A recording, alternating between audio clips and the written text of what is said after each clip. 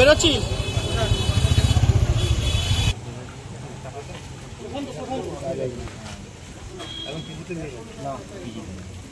ওকে এদিক থেকে আসছিল কোনো বাইকে নাকি হেঁটে আসছিল? ও বাড়িটা কোথায়? যাকে ক্যামেরা পাওয়া গেছে সেই করছে।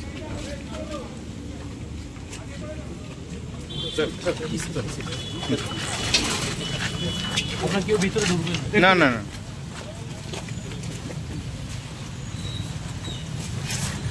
কিন্তু কানাইপুর হাই স্কুলের কিন্তু পরিচালনা সমিতির সভাপতি।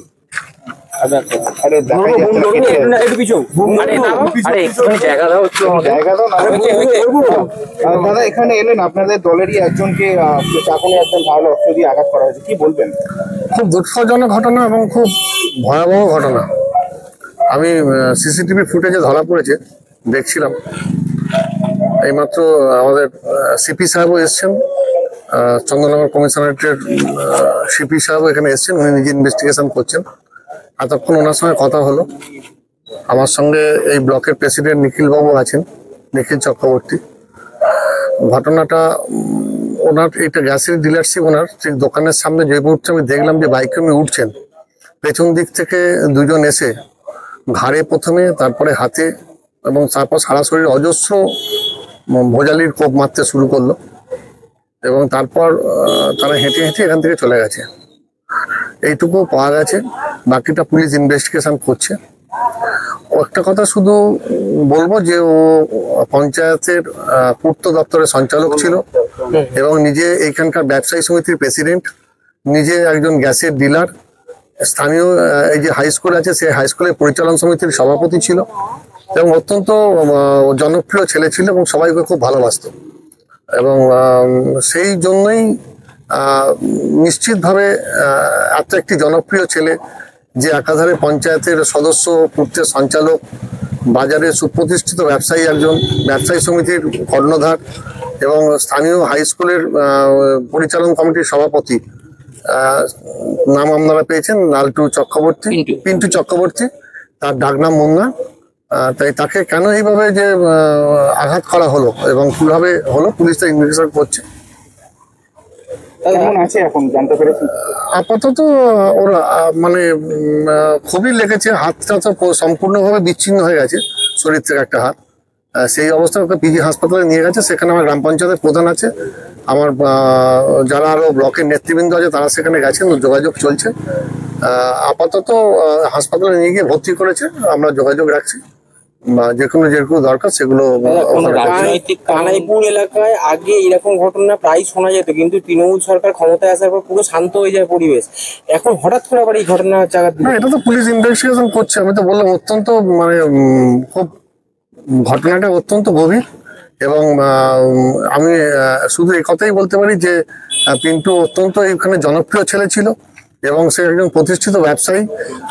কিন্তু কেন এমন ঘটনা হলো, তার কিভাবে গ্রাজ এবং এইভাবে এসে তাকে কোপালো এবং কুপিয়ে হাঁটতে হাঁটতে তারা চলে গেল। পুলিশ ইনভেস্টিগেশন করুক। 2026-এর ভোট, এটা কি পরিস্থিতি গরম করছে বিরোধীরা মনে হচ্ছে? দেখুন এখনো সেই পর্যন্ত আসেনি, তবে তো কথা হচ্ছে যে নিশ্চিতভাবে তো পশ্চিমবঙ্গে একটা ভয়ের পরিবেশ সৃষ্টি করার এবং পশ্চিমবঙ্গে বিভিন্নভাবে আমাদের নেতৃবৃন্দের উপর আক্রমণ করার চেষ্টাটা একটা চলছে। শুধু এইটুকুই পুলিশ ইনভেস্টিগেশন করবে, আমাদের পুলিশ প্রশাসনের উপর আস্থা আছে। নিজে সিপি সাহেব এসে তদন্ত করছেন, নিশ্চিতভাবে সেই তদন্তে বেরিয়ে যাবে কে বা কারা করেছে এবং এর পেছনে কারা আছে নিশ্চিতভাবে বেরোবে। রাজনৈতিক উদ্দেশ্য বলে কিছু মনে হচ্ছে? একটা রাজনৈতিক কর্মী বা রাজনৈতিক জনপ্রতিনিধি যখন আঘাতপ্রাপ্ত হয়, সে একাধারে প্রতিষ্ঠিত ব্যবসায়ী এবং এই এলাকার স্কুল কমিটির সভাপতি আমি বলছি এবং সে পঞ্চায়েতের সদস্য এবং একটা দপ্তরের সঞ্চালক, নিশ্চিতভাবে এটা রাজনৈতিকই বলতে হবে। প্রথমে তো রাজনীতির কথাটাই মাথায় আসবে, আমাদেরও আপাতভাবে সেই রাজনীতির কথাটাই মাথায় আসছে।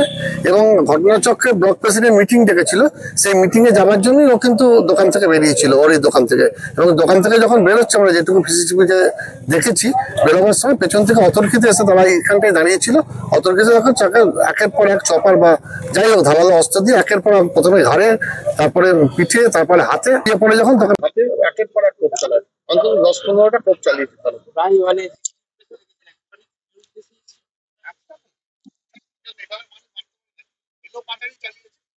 এলো পাতারি চালিয়েছে হাত অবস্থা একটা, তাহলে সেখানে কিভাবে তারা এসছে? তারা তো মারার উদ্দেশ্যেই এসছে এবং পরিষ্কার খুনের চক্রান্ত নিয়ে এসেছিল। এটা তো ঘটনা, বাকিটা পুলিশ দেখছে, প্রশাসন আছে, নিশ্চিতভাবে প্রশাসন বার করবে ভেতরে কে বা কারা আছে। তৃণমূল পঞ্চায়েত সদস্যকে এরকম ভাবে কোপ মারা হলো, কি জানতে পারছেন এখন? একটা ইনসিডেন্ট ঘটেছে 7:30 নাগাদ, মোটামুটি সন্ধ্যের সময়।